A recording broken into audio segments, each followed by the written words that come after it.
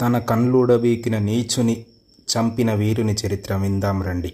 కల్లు బెరగగోరి కలత చందక పృథ్వీ కల్లు బెరగగోరి కలత చందక పృథ్వీ శబ్దవేరితోడ శత్రు జీల్చే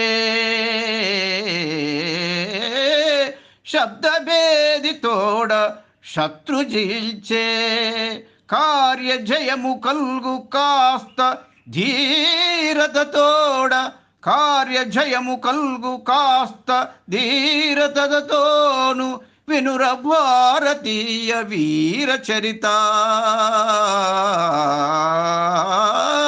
వినుర భారతీయ వీర చరిత.